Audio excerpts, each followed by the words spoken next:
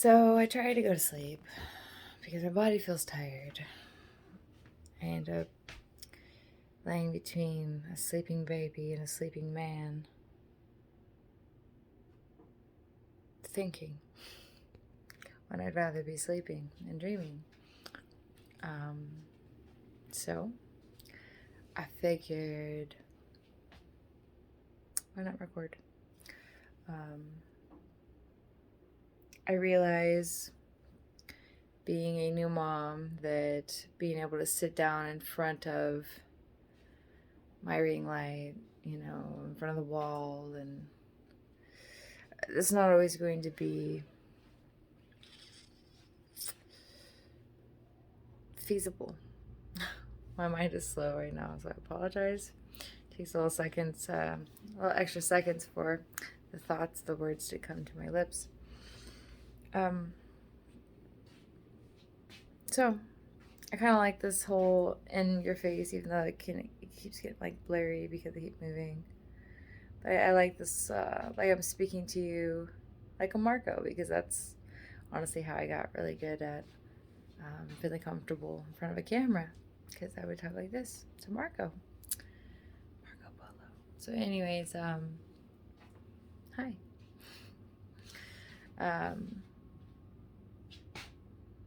I don't have a specific thing in mind that I want to share, but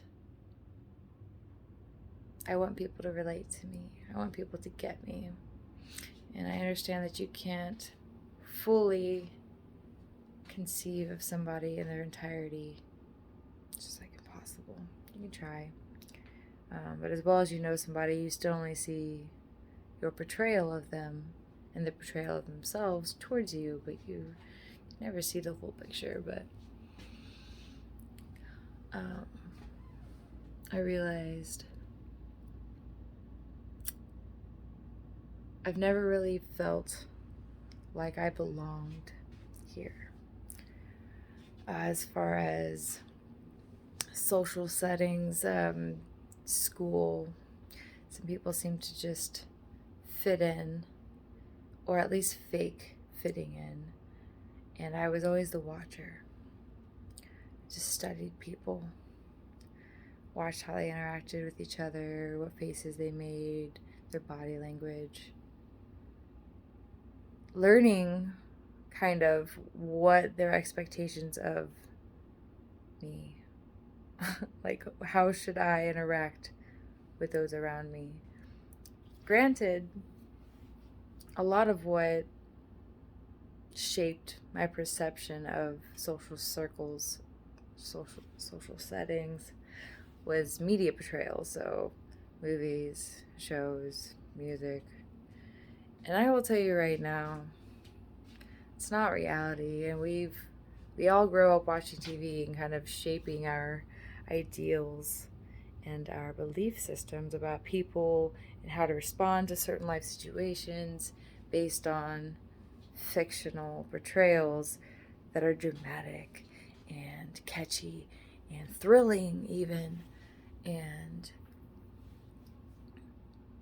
that's not real life. It can be replicated, like, oh, okay, well, this is what happens when this person betrays you. You're supposed to go ape shit, yell and scream and throw shit, because that's what people did in the movies, right?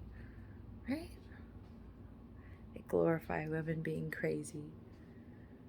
We are unhinged and overly emotional. And I'm not gonna lie to you right now, I'm a woman. I've dated women. Yes, we can be. Yes.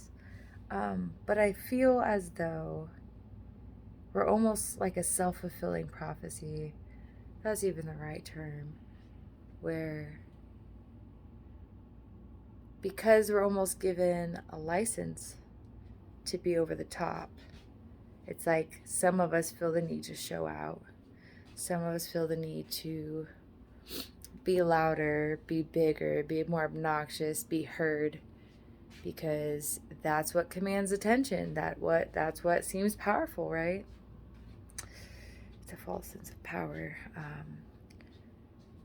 Definitely being loud, being powerful has its place. But if you're constantly trying to be the loudest, most off-putting one in the room, you're doing yourself a disservice, because people stop hearing you. People stop, they like check out whenever you get to a certain level. And especially if you're doing that regularly, if you're constantly throwing attitude or constantly bitter and petty, people get desensitized and they don't care anymore. They don't want to listen. They don't want to help you solve, just because, well, that's just who she is. That's just, fuck that.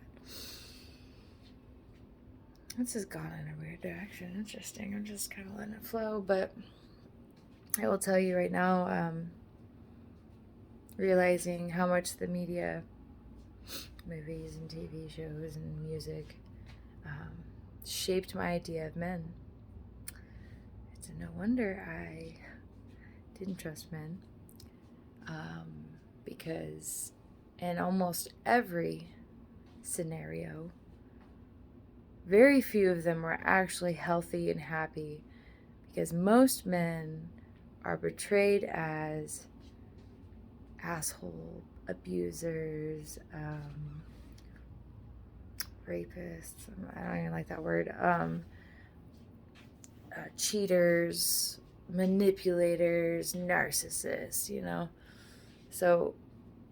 so many times it's just like beat into your head that men are not to be trusted and they abuse their power, which, yes, sadly, there are many. And we all know them. We've all interacted with them. We've all experienced that. So we're not going to deny that it's not a reality. But we also have to remember that it's been a glorified, that wannabe alpha, big dog kind of throw your weight around cocky shit has been glorified for far too long. And so that is the false masculine that is being regurgitated in such a, it's like it's a mask. It's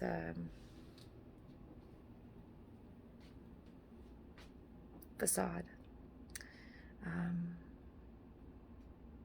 I see so many men and women as grown children.